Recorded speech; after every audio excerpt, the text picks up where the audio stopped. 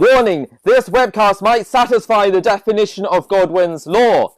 Yesterday there was uproar by the HuffPost. A candidate to be MP of Copeland dared to call Hitler a socialist. Alarm bells! Call the force police! The lefties always claim that Hitler was far right, the opposite of socialism. So who is correct? Is it Diane Abbott and her friends, or Fiona?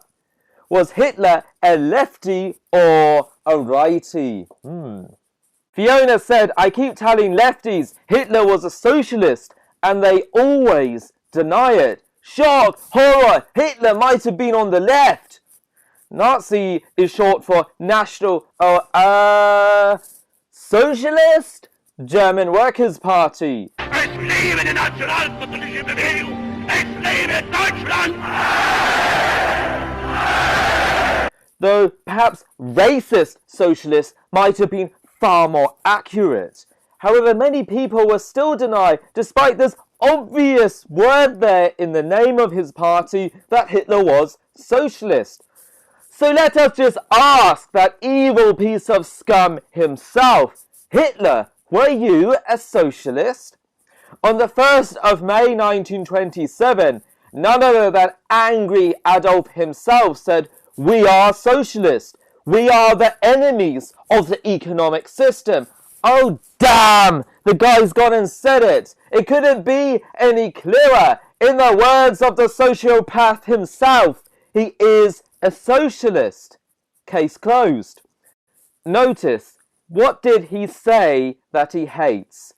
Capitalism.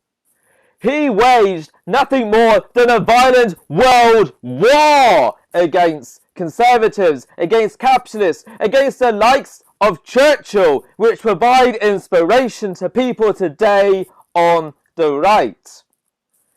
Now, this left and right spectrum that people talk about is about economic policy. On the left, you have the socialists, like Jeremy Corbyn. And on the right, you have capitalists, like Nigel Farage and some members of the Conservative Party.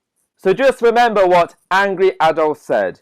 We are the socialists. We are the enemies of the capitalistic economic system.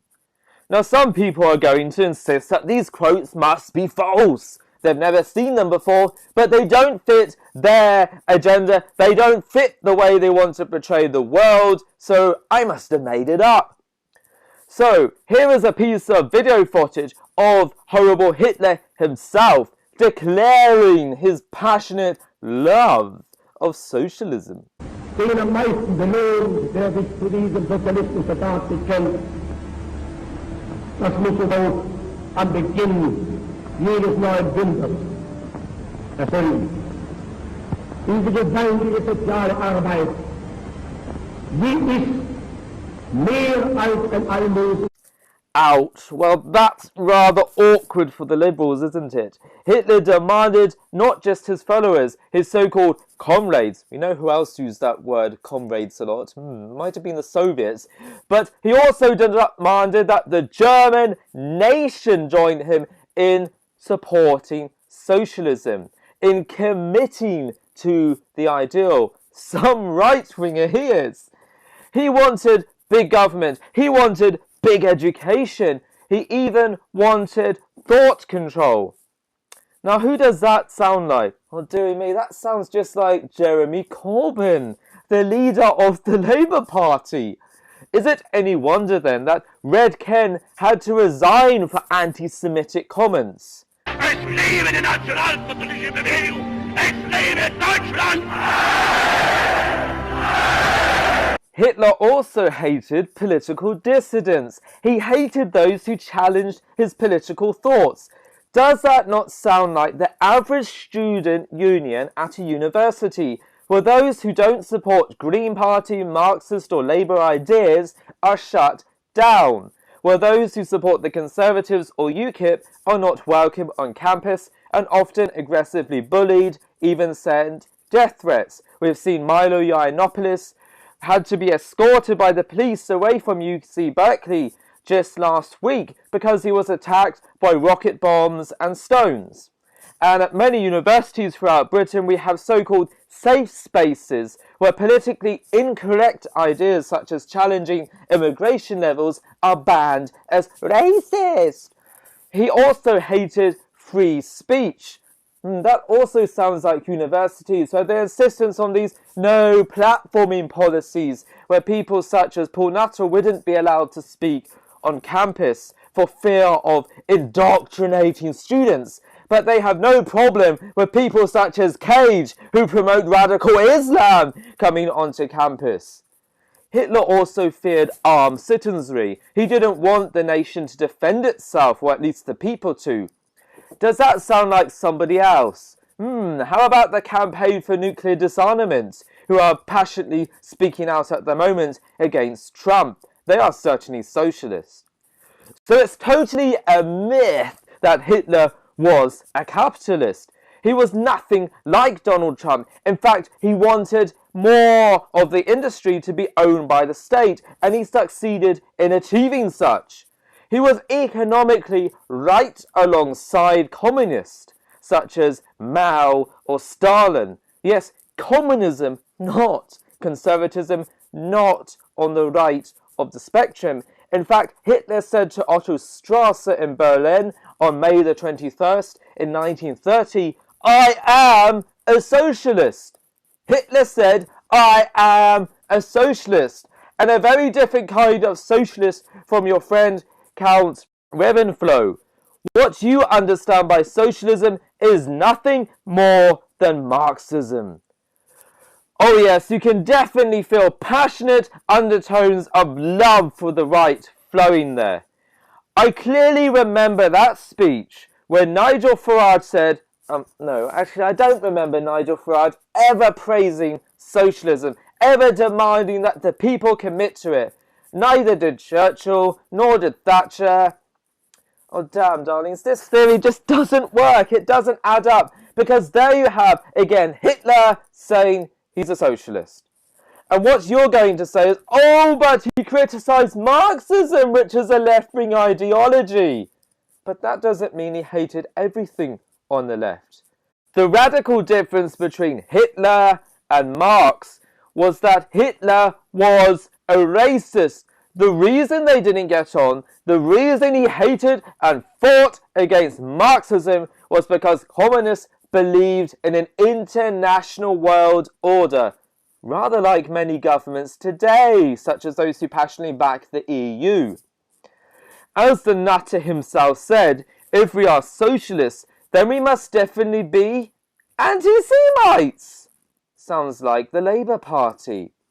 Damn, again and again this guy keeps doing it. He keeps calling himself a socialist. Es lebe die nationalsozialistische Bewegung! Es lebe Deutschland! Libtard princesses, he's like a turd that you just can't flick off your shoe. He's following you everywhere. Adolf said that his mission was to convert the German people to socialism, without simply killing off the individualists. Yes, his dream, his goal, his ambition, the whole purpose of his racist policies and Mein Kampf was to promote socialism for the purpose of the white German people. But what about his talk here of individualist? Hitler wanted to use the classical liberal class to build up socialism in Germany. He said that we must find and travel the road from individualism to socialism without revolution. He sounds rather like many so-called lefty libertarians today, such as the Centre for Stateless Society, who passionately use the banners of freedom and liberty to promote hippie ideas such as open borders, abolishing prisons, or backing Black Lives Matter cultural Marxism because they are crippled with white guilt. This constant ranting by these libtards about economic policy, about the claims that Hitler was a capitalist, hide the greatest evil of Hitler. He was a racist. Yes, racists can be lefties. The fact that he was a racist doesn't mean he was a right-winger. In fact, some of the greatest, most evil, most horrible racists ever were on the left. The KKK, yes, the Ku Klux Klan, was founded by Democrats, the party of Obama. And then we have Robert Mugabe, who murdered many white people because they were just the wrong colour. He was a communist.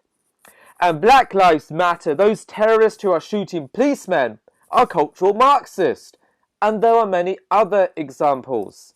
So why do some people keep insisting that the right are Nazis, that the two are synonymous? This is a very clever strategy. The Liberals have been for years, for decades, trying to reinvent political terminology. Because if they use the race card, if they incorrectly label the opposition as Nazis, that is much easier than actually having to bother to dig up facts and have a proper debate. They don't have a fact-based logical argument. In fact, they run away from such things. They are cowards who cannot express and defend properly their pathetic, weak ideas. We see this with their insistence on having safe spaces on campus, on no platforming alternative ideas, because the snowflakes melt when they face opposition. But if instead they claim that Hitler is the epitome of right-wing thought, that he's supposedly some right-wing hero, then it looks like everyone on the right, that every patriotic Brit is nothing more than Satan. Politics has been reduced by them to a choice of two. On the left, you supposedly have socialism, the clean, the pure, the healthy, and on the right, supposedly the evil, the Hitler, the racist, the bigot. And therefore, whenever you stand up and be patriotic, when you wave the British flag, when you speak out against people not learning English, when you sing the anthem, when you demand that we have a nation state, you are slammed down as nothing more than a Nazi. But the reality is, the real choice, if there were two options, is left and right. And on the left, we have people such as the IRA and Hamas supporting Corbyn, who called such people his friends, who belittled the massacre of British citizens, and is not proud of our country, but rather opposed to it. And we can see people who have preached and practiced his ideas throughout history, people such as Stalin, Mugabe, and Hitler. And for a taste of what this choice gives you, just look at Venezuela, an oil-rich country which is now one of the poorest in the world. We have Zimbabwe, which was one of the wealthiest economies in Africa, but is now one of the poorest in the world. It has the highest rates of inflation in the world. And we also have Cuba, where everybody has a degree, but very few people have a very good job. They are struggling to eat. So, when you look at Jeremy Corbyn's ideas, we can all be equal, but equally poor. On the other hand, we have the choice of freedom, and not the lefty liberal freedom, but real freedom and patriotism, where we stand up for Western civilization, where we stand up for our values which have resulted in the modern concepts of freedom, of free speech, of freedom of religion, things that we need to preserve and cherish and defend. Yes, we are those evil bastards who stand up for our rights. People such as Churchill, Trump, Thatcher, Reagan, and Jacob Rees-Mogg. These are values that we need to cherish. These are the very things Hitler fought against. And therefore, next time someone lies to get out of a political argument, when they try to play the race card, when they try to deflect by suggesting that people on the right are Nazis, just remind them that Hitler was a lefty, he was a socialist, he was an SJW.